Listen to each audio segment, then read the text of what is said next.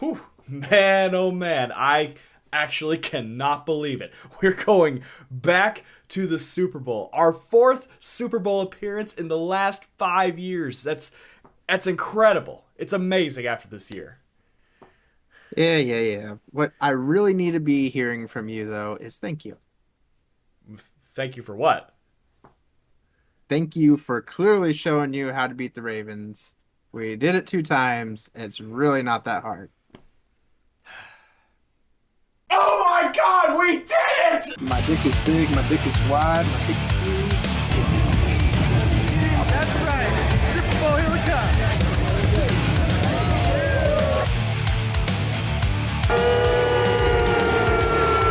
So you're saying there's a chance? We're ready to tear this baby up. Why?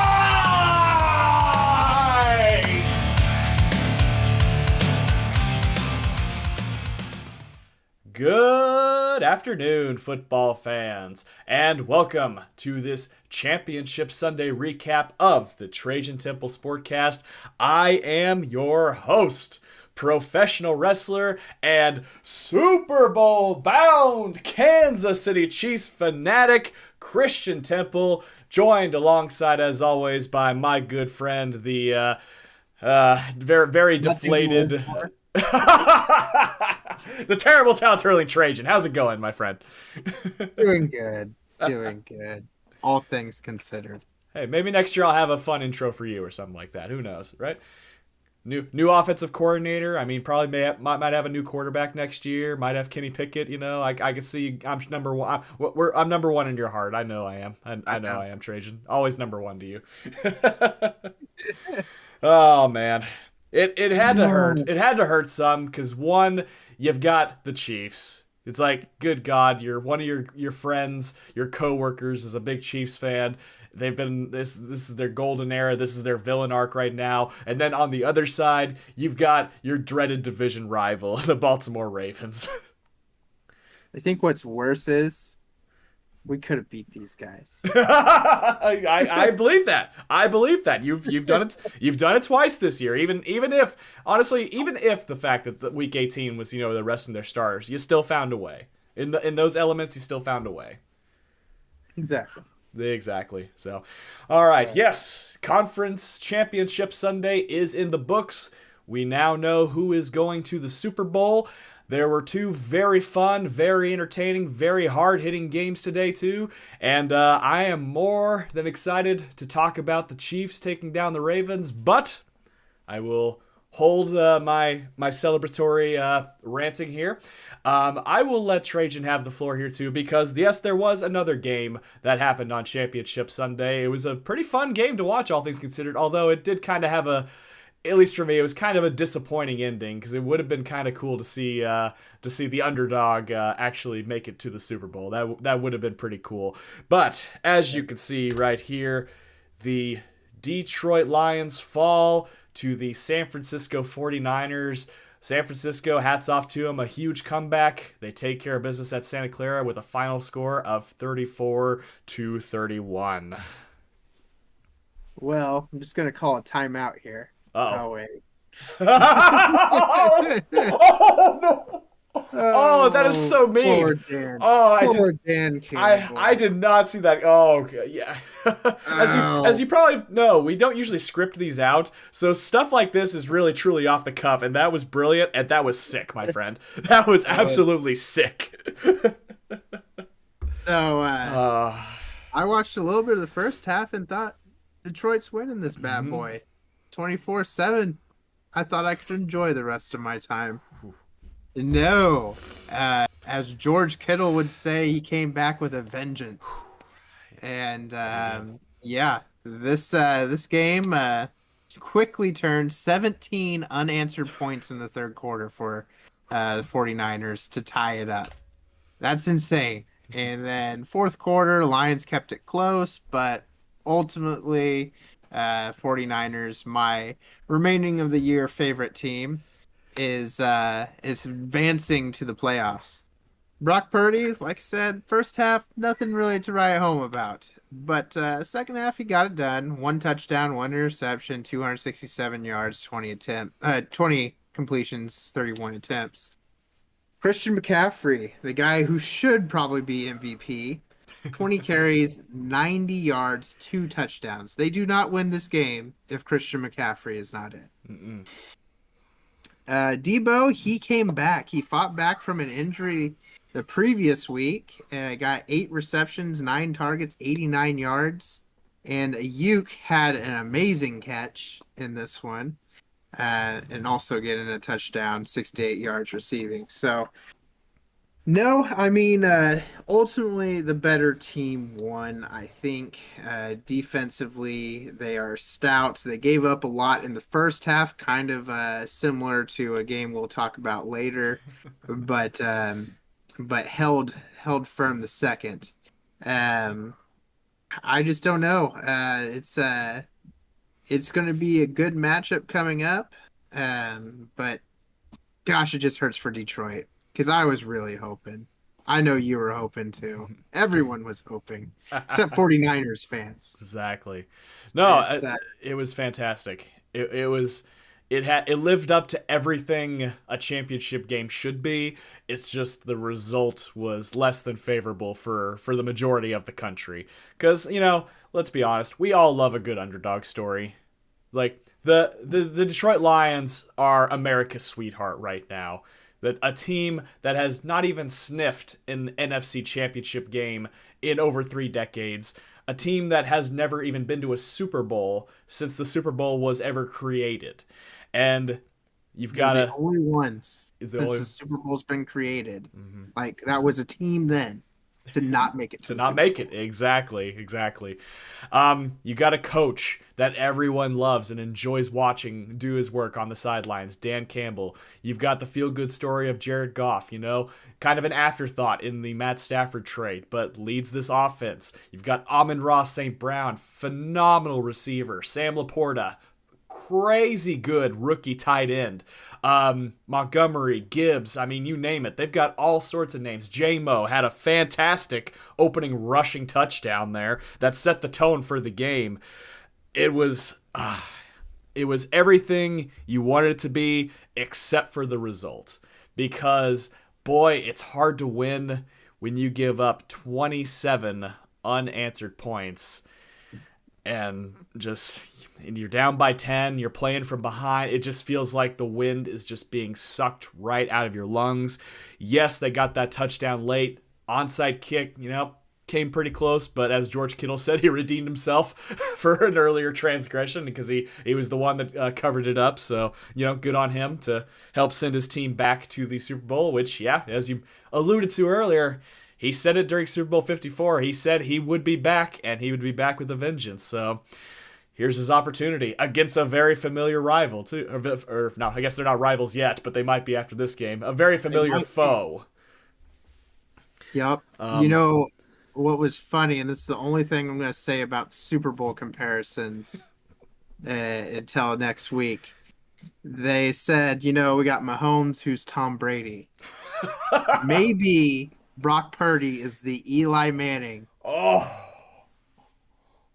Tom Brady. Very well could be. I mean, you can't say enough about Brock Purdy, and we'll say plenty next week for the Super Bowl preview. I'll have plenty of good things to say about the 49ers and just how talented this team on offense and defense really is too. So, but we'll get into that as it goes on. But let's put a moratorium on the Detroit Lions season because what a year. The Dan Campbell comes in, they start 3-13. Remember, they were on that losing streak, but they get that win against Minnesota, and everyone's so excited, everyone's so proud. They finish with a losing season, but you know what? Dan Campbell's starting to show something in this team. There's a glimmer of hope with this squad. Team's got grit. You go to next year, and they are a missed field goal away from making it to the playoffs. Remember, the Seahawks, if they would have missed that kick, they would have been out and Detroit would have been in. But Detroit took their pound of flesh in Week 18. With the last game of Aaron Rodgers as a Green Bay Packer, they made sure that he didn't get to ride off into the sunset with his head held high. And then you're thinking, well, maybe this year might be Detroit's year. And, we talked about it in our predictions who's going to win the division. I think I said Minnesota. I can't remember if you said Detroit. I think we both had Detroit at least going to the playoffs this year. I think we both had them go into the playoffs. I think I said Vikings too, but I'd have to look back. We'll look back at that next week. So another spoiler. We're going to go through our predictions from the beginning of the season next week, only because the Pro Bowl games are going to be so boring. Yeah. And the Pro Bowl game itself, flag football, it's going to be kind of. I'll watch it, but I don't really feel like spending a whole lot of time talking about it. It's not going to be, as interesting, I would say. But yeah, Detroit, hats off to them. I think Dan Campbell was being kind of a realist in his press conference. I think he knows, the expectation is going to be high next year, but it's a tough league. It's a tough league to go back to the championship game, and I know where he's coming from because after the D Ford offside game in 2018, my mind was thinking, oh God, what if that was our only shot? You've got a whole offseason of thinking we might have just peaked. This might have been our only chance to get there. So that's going to be that's going to be the challenge for them next year is can they find a way to get back to where they were? Can they keep the good news for them, Ben Johnson, their offensive coordinator, is in fact staying. That's a huge deal because that offense was super high powered with the weapons that they had. If they can get that defense straightened up, the defense was, okay on paper. They may have let some big plays down, and unfortunately they were, besides the turnovers the offense had, it's kind of hard to win when a ball bounces off your face and into the hands of the wide receiver. That was, as soon as that happened, I'm just like, there is no way the 49ers lose this game. There is absolutely no way. With that momentum, they're going to absolutely. And then the fumble by Jahmyr Gibbs, it's just awful. But hey, if there's a team, if there's a leader and a coach and a motivator, it's Dan Campbell. And I bet he's going to do everything in his power to motivate these guys to want to be better than they were this year. And they were pretty darn good. Oh, yeah. All right. The time has come. Closing time. No, I'm kidding. Yes, the NFC Championship in the books, but another game happened earlier in that day. The AFC Championship game, the very much hyped, very much looked forward to, the Chiefs versus the Ravens. And as you can see right here, the Kansas City Chiefs went into M&T Bank Stadium and took care of business. So let's hear it, Kingdom. For the first AFC Championship win on the road, Trajan's covering his ears, but I don't care. Let's hear it, Kingdom. How about those Chiefs? Defense wins championships. That's all I got to say about that. That is the story of this game and then some. Shall we? Exactly. Shall we start from the beginning? And I mean before the beginning. Baltimore. They're going to try every little trick in the book. That's a Harbaugh specialty. Try to get that little psychological edge, beforehand. You can speak to this. You can totally understand this because they try to do it twice a year to you guys. Everything that's been said about the Justin Tucker thing with the kicking tee and the helmet and the footballs and all that too. Justin Tucker, he was a pretty good sport about it afterwards, but Kelsey was a witness to the fact Mahomes did ask him to move. He did not. He asked him again. He did not. And Kelsey moved it for him. So let's be honest. Kelsey could have moved the stuff over in a nice way and there'd still be a way for us to be painted as the villains. I'm all for it. Go for it. This is our villain arc and I'm loving every second of it. But also, there was another pregame issue here too. And I will bring this name back towards the end of the review because it's just so beautiful. Corner Arthur Maulet goes to the Chiefs defensive backs while they're huddling up trying to get hyped up and tries to start some stuff. And he gets shoved back to his side of the field by a gang of Chiefs. That was probably not the wisest decision, but once again, I can see why he was trying to do it, trying to get them off their game. He knows that defense is pretty darn good. It's been the face of the Chiefs pretty much the majority of the season here. I mean, you look at the stats of the second half, the amount of points they've allowed since Christmas has not crossed double digits versus any opponent. It's been amazing to watch this group. And then we get to the game. Chiefs win the toss. They defer to the second half. And what do? They force a quick 3 and out.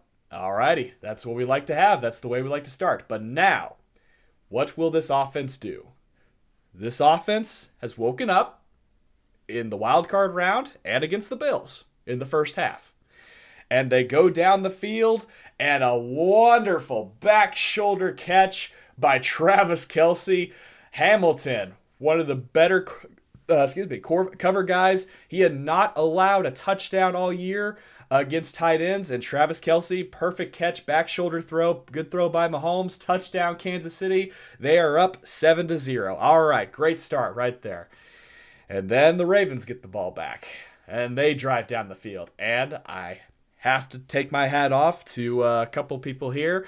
One, Lamar Jackson evades the sack by Leo Chanel, broken play, gets time, and Zay Flowers, we'll have plenty to say about him in here in a little bit, but, makes separation, gets down the field, great over-the-shoulder catch in the end zone. They tie it up. All right, we've got a game here, folks. We've got a game. Your thoughts on the first couple drives in this championship game? Yeah, I mean, they just made it too easy for Mahomes that first drive. Mm-hmm. And that fourth down catch by Kelce was absolutely, I completely forgot about that, but yeah, that fourth down catch, just reaching out with the fingertips, that was insane. It was huge. And I don't know, it just it looked like right at the beginning they were off their game already. I'll say that. Absolutely, yeah. We'll get into what the one of the defining factors were for that Ravens offense when we break down the stats here in a moment. But Chiefs get the ball back, go down 75 yards. I didn't even notice this. They did 16 plays and 9 minutes on this drive. Took a lot of time on this, and that was very well done, ending in a touchdown run by Isaiah Pacheco, setting it up to 14-7. It's like, all right, very good. We're going back on the defense, back onto the field. And the first of 3 mistakes from Lamar Jackson, or from the Ravens offense, excuse me. I won't put them all on Lamar. One more I will, but not all of them. Charles Omenihu breaks through the blocking, gets the strip sack, and the Chiefs are in scoring range, baby, and they do absolutely nothing with it. I couldn't believe that. They try to go for it on 4th down, hand it off to Pacheco, which was the right call. If you don't want, Mahomes don't want a quarterback sneak it. I don't like seeing the Blake Bell kind of tight end, push forward to Isaiah Pacheco. I would trust the ball in his hands. I trust Pop. But unfortunately, the Ravens, they were ready this time. They broke through and they stopped it. So Ravens get the ball back, and defense once again forces another 3 and out. So very, very impressive, this defense. Although that particular one had one of the craziest plays I've ever seen, and I was not happy with it because I almost had a PTSD heart attack when this happened. Lamar Jackson drops back, throws it, ball gets knocked up into the air, and Justin Reed is right there. He's got his arms outstretched. He's going to pick it off. We're going to have another chance. And out of nowhere, Lamar Jackson catches his own pass and runs it for 15 yards. Thank God Drew Tranquil was there to tackle him, because I don't know if anyone else was in front of him to stop him. It was a huge first down for the Ravens, but the Chiefs didn't let it hinder them. They hunkered down, and they forced another 3 and out. And then the Chiefs get the ball back. They go down the field, and a nice screen pass to Rashee Rice. Touchdown, Kansas City. Oh, what's that again? God dang it. It wasn't even Jawan Taylor this time. Back-to-back holding calls by Trey Smith. And it was hilarious because the one that they called that took off the touchdown, that was pretty soft. But he made up for it on the next one. The next holding call is like, oh yeah, that one was definitely a holding call there. So they've got 3rd and 34. Luckily, catch by Kelsey gets him back into field goal range, and when it's 50 yards plus, Butker, super leg on him. 52-yard field goal, good. We go up by 10 going into halftime. And speaking of Kelsey, hats off to Travis Kelsey for passing the great Jerry Rice for most postseason receptions. And I was counting them down. When they said he needed 6 to 6 to tie and 7 to go, I was counting them down. I was like, oh, there's 1. Oh, there's 2. And when he got the touchdown, there's 3. And it kept going on. And by God, he got that 7th one. Hats off to Travis Kelsey. Once again, another accolade to go to the Hall of Fame career. And there you go. That was the end of the first half. Like I said, Chiefs up 10 points. You like that feeling, especially when you get the ball back first the drive. So once again, I will let you step in. Thoughts going into halftime? So thoughts going into half. I actually turned it off when they did the strip sack. I'm like, well, here the Chiefs go. Screw them. It's going to blow wide open right here, right? Yes. Not watching this because I thought for sure you guys would score. Then did a few things around the house. I turned it back on for the start of the third. And I was like, wait, they didn't score? Nope. Okay. I'm tuned back in, baby. Let's do this. Let's do it. Alrighty. Well, yep, we're feeling pretty good. Up by 2 scores in the first half. Defense is playing fantastic. I mean, besides that opening drive, they've pretty much had their way with Lamar Jackson, except for that crazy play. And then we get the ball back first, and it's like, all right, now we're gonna go down the field and get more points. We do great with these momentum drives, and nothing. Like, well, crap. So we punt it back to the Ravens, and they do nothing. Okay, well, it was a wash then. It's basically our ball still. And we punt it away again. So a few times of this, just quick 3 and outs and everything, and then we get to what was just could be simply described as just a roller coaster of emotions here. Lamar drops back. Huge pass to Zay Flowers, wide open, was easily broken down coverage on there too. Luckily, L'Jarius Sneed able to track him down and tackle him at the 15-yard line. And then I've said this at the draft. I really wanted either Quentin Johnston or Zay Flowers. Those are the guys I really wanted us to pick up to. But you can't stand over your opponent. You can't throw the ball down next to their head.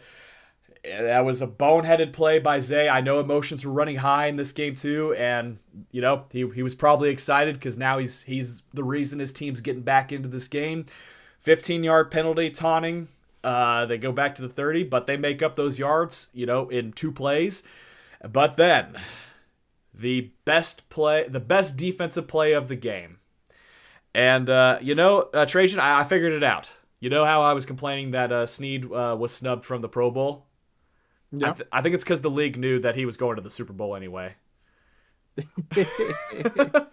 Sure, that's what it was. What a play by L'Jarius Sneed. Zay Flowers catches it. He tries to dive, both hands on the ball, try to break the play. L'Jarius Sneed with that left hand punches it out, recovered by McDuffie. I gotta say, I wasn't sure.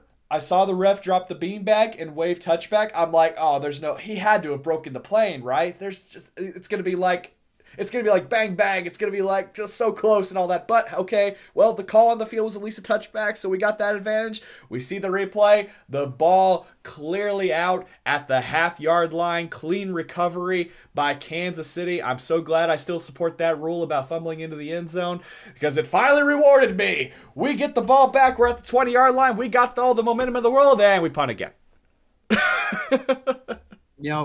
But you stopped the score. We did stop the score. That was the biggest thing right there.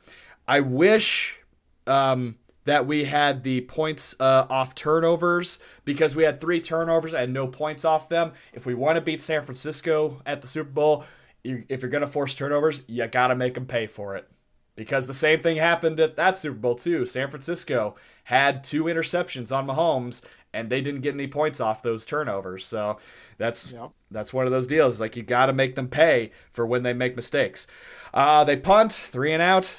And the Ravens, they're driving again. They have a new lease on life. They escaped their own incompetence with that fumble. They're driving down the field. Lamar Jackson drops backs and throw, and this was the one big mistake by Lamar Jackson. He puts it up into the end zone in triple coverage. And I have to give a shout out to Deion Bush. That was only his 3rd play.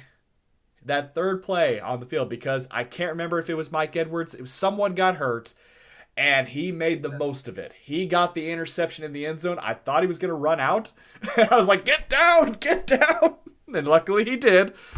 Once again, 14 points left on the board with turnovers in the end zone. This Chiefs defense, they bend, but they don't break, and they find ways to win the possession. And the Chiefs, unfortunately, once again, they punt it, don't do anything with it. Ravens get it back. They go down the field. Luckily, Chiefs keep out of the end zone again. Justin Tucker, the only contribution he had today with the field goal. And here we go. They have all 3 timeouts. They kick it down the field. And Mahomes said in the huddle, in the mic'd up, he said, we need a first down. We need a first down. 2 run plays to Pacheco. Get stuffed both times. Ravens take their final timeout. And then the best catch of the day. It's 2:16. You got the 2-minute warning ahead. Ravens get a stop. They're going to have the full 2 minutes to get down the field and get potentially the game-tying touchdown. You would think you'd go running play here, right? Just to run as much clock off and get at the 2-minute warning. Mahomes, and I cannot give him enough credit for this too, the year that Marquez Valdes-Scantling has had, the drops that he's had, the disappointments he's had, and I'm sure Mahomes has felt it too. He had the faith in Marquez Valdes-Scantling to go down the field and catch the most important catch of his career. First down, Kansas City, and oh, by the way, remember that Arthur Mollett guy that was trying to start stuff up in pregame? Guess who was covering Marquez Valdes-Scantling there too? Guess who blew his coverage there? Because Marquez had at least 5 yards on him too, and had time to turn around and catch it like a punt. It was a crappy throw. So beautiful. It was a beautiful throw and an even more beautiful catch. It was a crappy throw. Most NFL players should have intercepted that. So guess what, Male? If you were a good football player, then you would have caught that. But nope, all you do is just start stuff on the sideline. That's all you're going to be known for now. And you let MVS beat you. You let MVS beat you and catch the game-winning first down catch. Chiefs on to the Super Bowl. AFC champions yet again.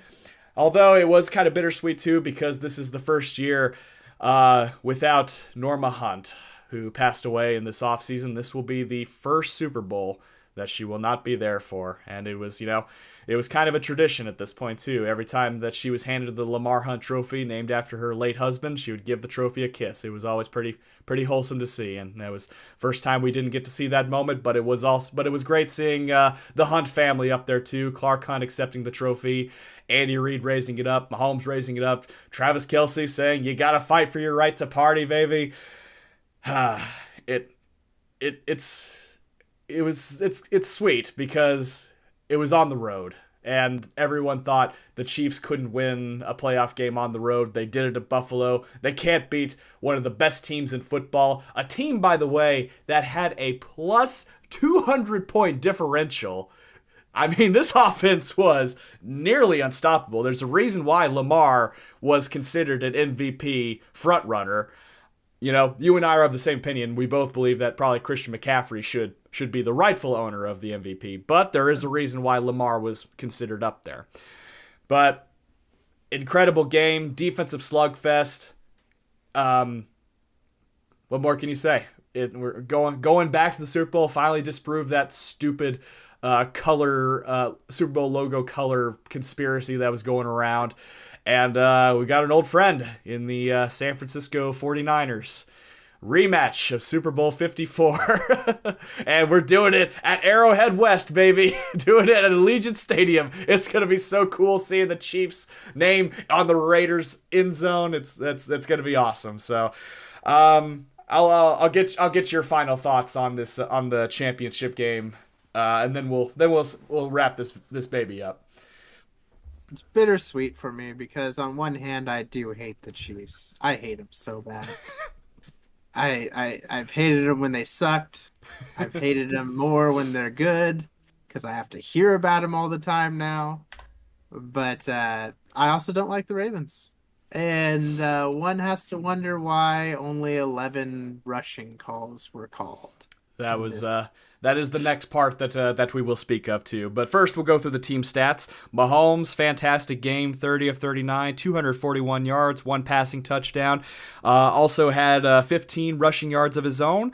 Isaiah Pacheco, had a great first half. He was, stuffed for the most part. Only ended up with 68 yards. Travis Kelce, though, game of his life, and couldn't have come at a better time. 11 receptions on 11 targets for 116 yards and a touchdown. He was on fire in this one. Marquez actually had 2 catches in this game, but yes, the longest one, the 32-yard pass play that set up the first down that won the game, that was huge. Rashee Rice had 8 receptions on 9 targets, only 46 yards, but he was there when we need him. And the biggest thing obviously was the defense with the turnovers. 4 sacks on the day for this defense. Turk Wharton had 1. Justin Reed, George Karlaftis, and Charles Omenihu with the strip sack. And unfortunately, I'm sad to report Charles Omenihu will be out for the Super Bowl. He tore his ACL, so we'll be without him. Sucks because, he was such a huge contributor. He wasn't even around for the first 6 games of the year, but he was a big part of this defense. All season long, and especially in the playoffs, and that fumble was huge at the time. But yeah, this team was fantastic. Up and down. Yeah, obviously the Ravens had the number 1 defense in the league, so it's any wonder why the Chiefs didn't score at all in the second half. But the Chiefs' defense, on the other hand, lived up to their end of the bargain too. So, but yes, let's talk about the questionable play calling by the offense of the Ravens here. Yeah, I mean, I don't get it. I don't get, Lamar had the most carries. I mean, I get that part. Mm-hmm. But by 8? Mm-hmm. Gus Edwards, 3 carries? Mm-hmm.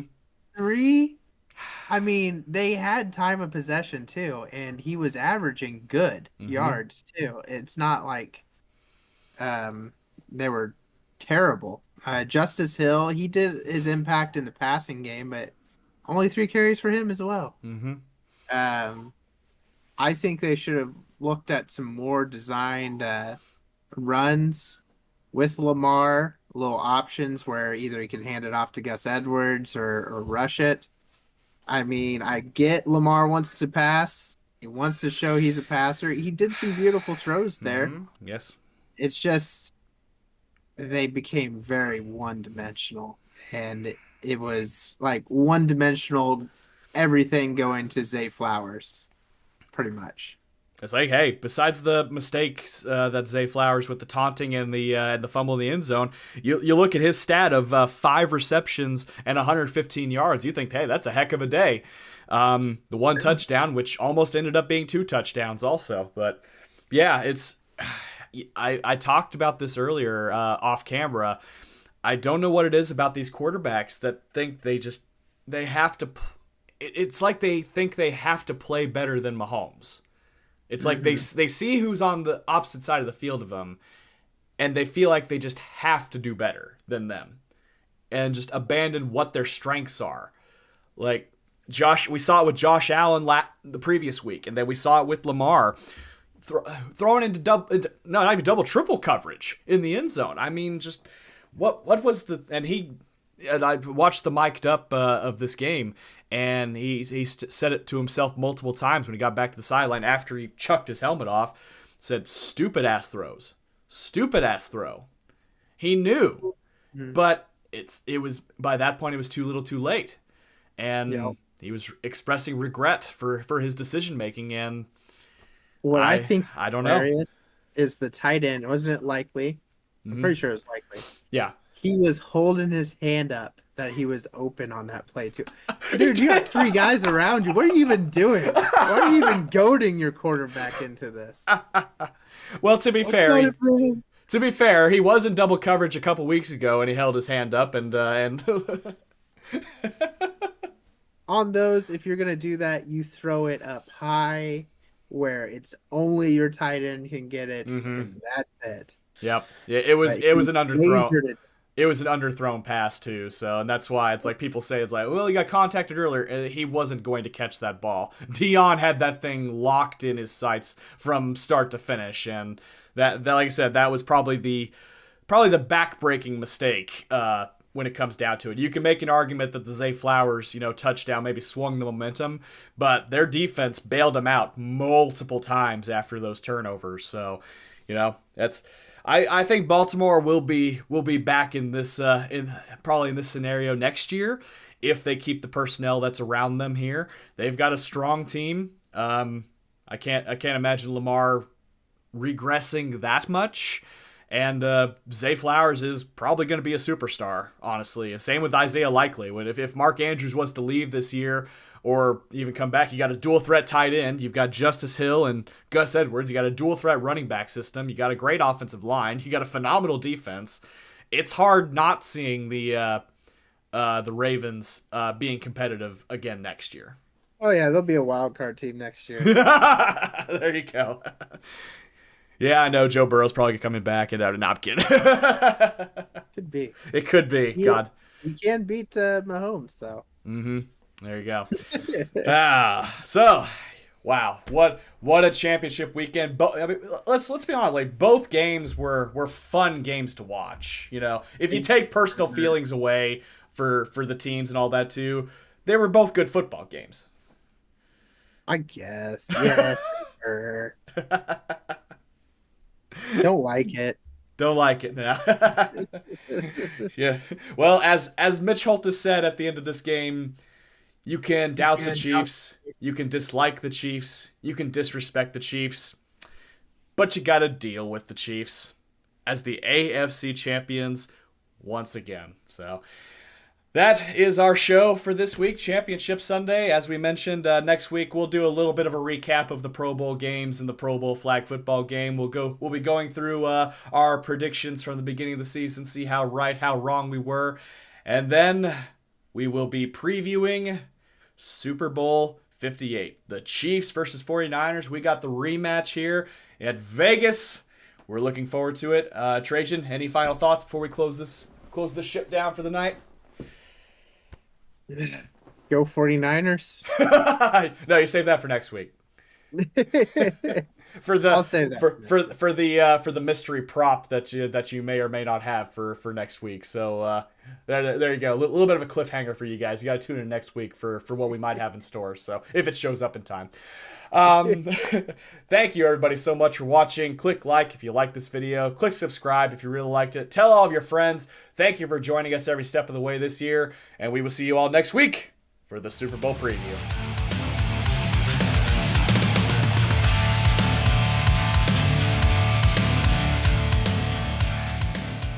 I don't like it.